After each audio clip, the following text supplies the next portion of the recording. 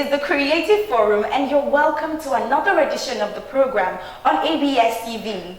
I am Divine Onyekwana. Today on the Creative Insights, we'll be discussing the topic, the art in the lines of poetry, and I am so excited about it. So join us here right after the thought of the week for the discussion. Be right back.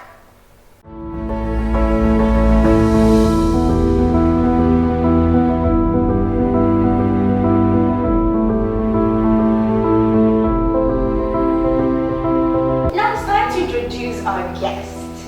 He is a poet and an essayist. His works have been published in several magazines like Adroit's Journal, America Magazine, the Chestnut Review, the Renata, and elsewhere. He was awarded the Christopher Okibo Poetry Prize in the University of Ibadan in 2019, a first place winner of the 2020 Jack Grips Poetry Prize, and was recently longlisted for the Climate Change Poetry Prize. Ladies and gentlemen, introducing Mr. Chiwenite Onyekwalo. Chiwenite, so glad to have you here today. Yeah, it feels great to be here. Thank you for having me. Okay, you're welcome. And again, like I said earlier, we'll be discussing the topic, the art in the lines of poetry. Okay, so let's start with this. Chiwenite, why do you write? Why do you write? What's in poetry that attracts you so much? Well, first is I love language. I love the fact that language can be fluid. Okay, so, and then poetry is this art form that makes me feel like language is movable. Okay, so, and then I also like that poetry tells stories in a concise form. Okay, this is basically what attracts me to the art.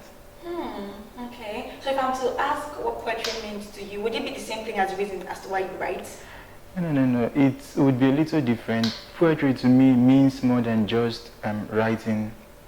Okay, poetry has saved me for quite a lot of time. Poetry kinds of, when I am down, poetry seems to be that one thing I can always go back to, and I'm like, okay, we have something to hold on to. The way you describe it is not sounding like our twinkle little star. It's not sounding like something deeper, and I like that. It's coming from a deeper perspective. Okay, and so I'd like to know where you come from, and then does where you come from influence the way you write or the things you write? Yes, first of all, I'm a Nigerian. Okay, I thought you were American. So I'm from Ogidi here in Anambra State. Okay. Yeah, where I come from influences what I write. Recently, I looked at most of my works and I realized that several of them go back to my childhood events that I did not know I would someday come back and put them down and all that. So it has a big influence where I come from on my art. Okay, all right. And as we're speaking on societies and where we come from, how do you think that poetry, how important do you think poetry is to the society? Does it have any importance to the society? Yes. Yes, it does. It does quite a lot. First of all, I think the first importance is that it documents. Oh, okay. It documents several things. When EndSARS was at play, people documented events that happened within that period. Okay. Personally, I've documented at one point when this kid tried to set me on fire. I was still growing up though. So I have the experience documented in my works. And then apart from that, poetry seeks to speak up. Okay, it speaks up against several vices. It speaks up against injustice, everything you can name them. Poetry is a form of revolution. Okay, when poetry comes together, we can see what is happening. For instance, at this moment in America, Black Americans have been speaking up through their works. Okay, Hanif, Abdul Raqib, so many of them. Okay, poetry gives voice to people who would otherwise have been voiceless. Okay. And since you're speaking on, what it does to society, it does quite a lot from what you say. But if we bring it down to our society here in Nigeria, it's as if little relevance is given to it. I mean, you can't say you're a poet without saying I'm a poet and a lawyer. You can't just say I'm a poet. It's not exactly something like standalone. What's your thought on that as to the little relevance that's given to poetry, even as it does so much work? Okay, I think first is that era we've started moving away from Okay. that period where people give just little relevance to poetry. Okay, yeah, initially it looked like an elitist thing, only people who are really smart and maybe different. Okay. It was only them that wrote. I disliked poetry while growing up. Okay, so, but now the narrative is changing. People are saying that, yes, I don't write poems, but I like reading poetry. Okay. The same way people go to buy books, even when they don't write and all that. So, yes, poets are starting to come out and create works that people can understand. Unlike some of our poets that came earlier, you read some of Chinua Achebe's works, Okay. you read some of Wole Soyinka's work, and you are like, I don't get what they are saying. So poets now are starting to tell our stories in languages that we will understand. Okay. As at the moment, people are coming out people are really getting very interested in reading poetry and writing poetry. Okay. I like that. The fact that, most people don't like poetry, but as it is right now, poetry is being recreated, if I should use the word, in a language that people understand and relate to. Okay. So let's calm down to you now. Let's see society. Okay, so for you, is there a particular time that's your favorite time of the day to write? Is it in the morning, like any hour, the inspiration will come right? Or do you just write anytime? Yeah, I don't work based on inspiration. Oh, okay. Inspiration can be quite tricky. You can wait for weeks and it doesn't come. So, yes, I work when I've moved away from people. Like, it could be early in the morning. It depends on what. Sometimes it could be late at night. I just give myself time to, remove everything I've seen on the way. I must have talked with people. I just give myself time to come back into myself, okay, without all that noise and all those voices. So it can be any time. It could basically be right in the morning. It could be right here if I've not spoken for like a couple of hours. Okay. So you don't even work with inspiration. You just work with silence. Yes. Use the word. You cannot write a book with inspiration. Like a poetry book requires like 45 to 60 different poems, and they will have something bringing them together. You can't just say, I want to be inspired to write 1, 2, 3. No, it goes beyond inspiration. Okay, interesting. Okay, so you know how different styles work for different poets. Some people, their style is wordplay. Some people, their style is rhythm. Some people, their style is imagery. What's your style? What are you known for? What's your style? Okay, my style of poetry, my style changes. Okay. It changes as I grow.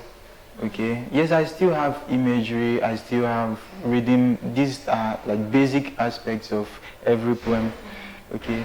But now, when we talk about my style, what's, if you read my work, the work I wrote in 2020, the Jack Grapes winning work, you would be like, oh, this is what this guy is talking about. And now my work have really changed. So my style is not static. It keeps changing as I grow as a poet. Okay, so what style do you use, if I should ask? Tell us some of your styles. Okay, now at the moment my style moves towards more like it sounds a little political. Okay, it moves towards the poet who is yearning for something to change in the society. I think somehow we confuse styles with forms. Okay. Images and all that can still be in a style. The definition of style is a little complex, style is basically when you read a poet, okay, for poets that talk more about feminism now, their style can be defined as something tending towards that. Okay, so my style at the moment is actually tending towards speaking out for people's rights, women particularly, then people in the society generally. Okay, well, I think I've been educated a little bit. Difference between style and form. Okay, so speaking of which, your works of recent, is it of recent? I might not be current, because I know your works have been receiving acceptances, recognitions back to back. I want to ask, What do you do differently? What's the secret? Tell me so I can be submitting so they can be accepting mine as well. All right. So there's this this brief story. I applied for Anita McAndrews Award sometime last year, and I did not win. I got this rejection. So this year I was like, okay, I'm going to win this award, kind of. So I asked myself, what did I do before that I should change now? Okay, so I wrote a new work, and yesterday I got an email that I was part of the winners. A runner-up actually. So what I do differently, I try to tell any poet that comes to ask me, because I get that a lot. What are you doing differently? What I do is I keep checking myself. Okay. Usually, one thing about writing is at some point you become static. You just realize it's so easy. You are writing and it's just as if it comes from you. It becomes very easy. At that point, the best indication is that you are not growing. Okay, so I tend to look at myself, is it easier now? And then I do something different. Okay, so that is why I say my style keeps improving. What I do basically, the way I read poem keeps changing. Okay, I read mostly now to learn what I'm not doing right. Okay, and when I write, I just try to do something that I've seen more established poets do with their work. Okay, sometimes it comes out terrible at first, but then I do it again and I realize the growth. So if we were to like summarize, we'd say that what you do more is to take corrections, self-reflect, and grow in your Oh, that's beautiful. That's beautiful. Are there any specific things that you write about? Does your work tilt towards a specific theme, or is it as it comes? No. It tilts towards several themes. Okay, I write about family. Okay, I write about love, motherly love. Usually, I don't do grief now. I stepped away from there. It's so popular. I had to run away from there. So yeah, I write about the government. Okay, I write about growing up. And then that's just basically where it tilts towards. Yes, okay. Yeah, something you said caught my attention. You said I don't do grief now, and it's like a lot of people tend to draw, I choose the word inspiration from their emotions. Say they're sad or they are happy. Since you don't do grief, what emotions do you tend to draw your, I'll use the word again, inspiration from? Grief is convertible. All these emotions, whether it is love, it is pain, they are like energy. You can convert them from one form to another. Getting angry can make you write about a love experience that you kind of wish you have at the moment. So, yes, Nigeria makes all of us very happy. That's why people write about grief, of course. So, yes, I also have the same experience. We are all very happy, like I said, in this country.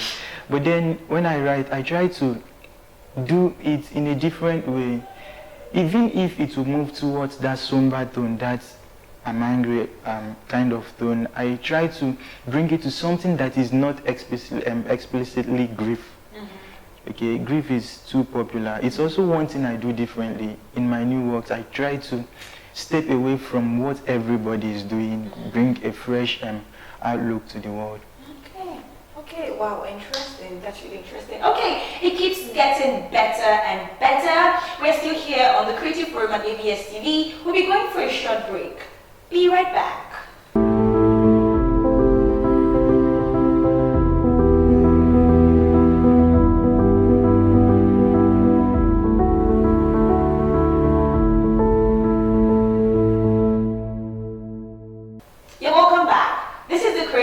ABS TV, and I am here with the poet Chiwenite. And so Chiwenite, I would like to ask, is there a particular poem?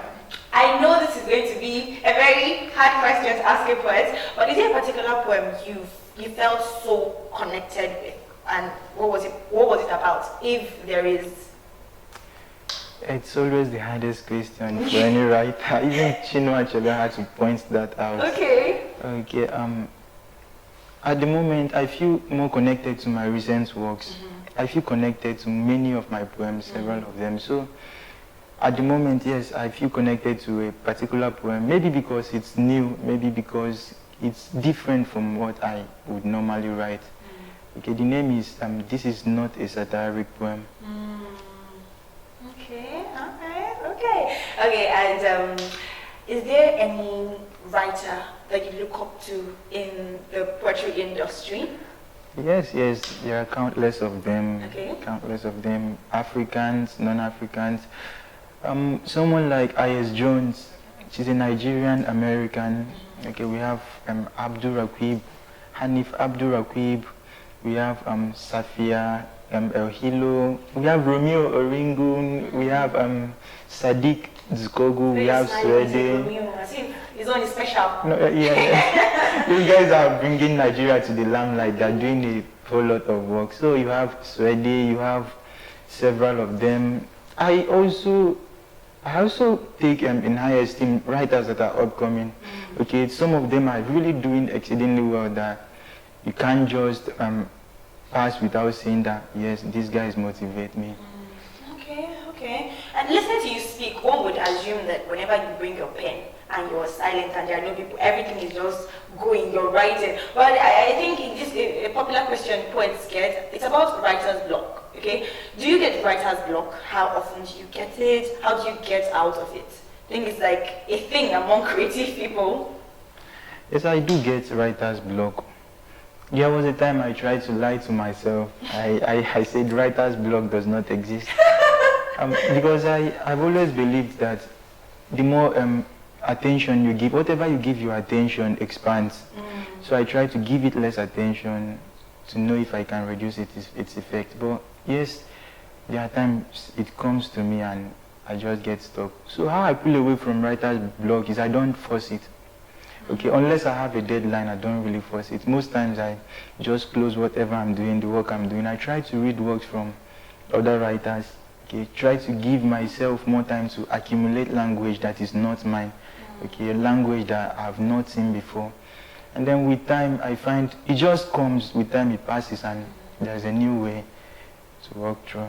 Okay. Speaking of which, aside from being a poet, is there any other movement or career path that you're involved in? Any other thing that you do that does not scream, oh, I'm a poet? Yes, I'm a pharmacy student. Okay. I'm interested in the research and industrial aspect of pharmacy.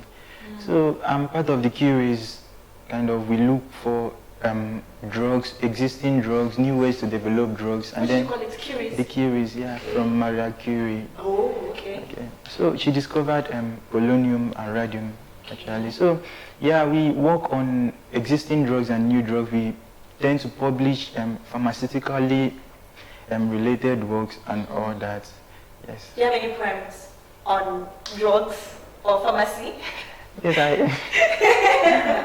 Yes, I have poems on the use of drugs, poems on surgery. I have a recently accepted work. Palette accepted my work on osteology, like the study of bones and all that. So I have poems that tilt in towards that.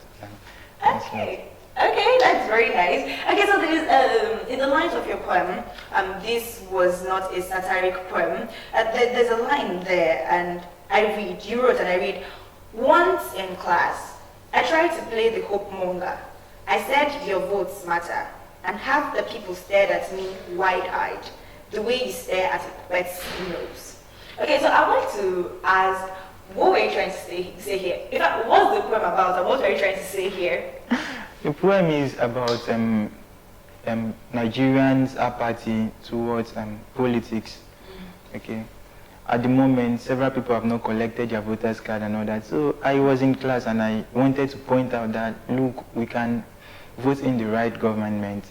Okay. So the poem was just describing what happened. Then people were like, you were the puppet's nose. Okay. So yeah. So that was what it was trying to describe. Okay, so the poem was just trying to encourage people to vote or something like that. Okay. All right. Are there any sites where we can read your work? Do you have any social media platforms where we can check you out, you know? Yes, I'm on social media, Chiwenite9 on Twitter, Chiwenite_Onyekwelu on Instagram, I'm on Facebook. Yes, but basically you can just type Chiwenite Onyekwelu on Google and... Bragging rights. I'm on Google. Okay, so just for the juicy part of the interview, are you working, is there any project you're working on? Are you planning on releasing any chapbooks, any anthology, anything like that? Yes, I just finished working on a chapbook. I worked on the first one actually just a few months ago and I didn't like it, so I had to discard most of the poems in there and I started this new project, Exiled. So I just finished, I've sent it out, still waiting for editors to give their feedback. Okay. So, okay. Okay, you heard it here first. On ABS TV Creative Forum, Chiwenite is about to release an anthology. Chiwenite, it intrigues me to ask, are you more of a solo writer? Sometimes I see poets that duet with other poets to produce a particular work. Are you more of a solo writer? Do you work well when you want to collaborate with another poet? I'm more of a solo writer. Though these days I tend to, relate more with young writers in the writing community. I have this group of friends that we call ourselves the deadliners. Okay, I think I have an idea of what that means, but what does it mean? Humor me. It means staying up late, doing the right thing at the wrong time actually. And then there are the Frontier Collective, so I tend to come close to these guys there. But then when I'm writing, majorly most of the time I do things on my own. But then I come there when I want to know how it's all doing, and they are amazing people. Okay, all right. And finally, do you have any words to poets, budding poets already in the industry concerning the journey as a poet? Any words of wisdom? Yes, the first should be to do something different. Everybody seems to. There are thousands of poets, hundreds of thousands all over the world, and we seem to be talking about the same things. So find what appeals to you. It could be anything. Find what appeals to you, then do it differently. Okay, and then the second one is to not give up. It's very important to not give up. This writing journey can be very tough. You get rejections and all that. But with time, they reduce as you grow more as a writer. So it's just to hang in there until the light comes, and it's always very close, actually. That's beautiful. So the word for today is to do something different. A lot of people are doing what you're doing, but you can be that poet with a difference. Thank you so much for being here, Chiwenite. It's a pleasure to have you. Thank you very much for having me. It's been amazing. You're welcome. You're welcome. All right, so we're wrapping up the Creative Insight. Stay tuned for the Creative Update.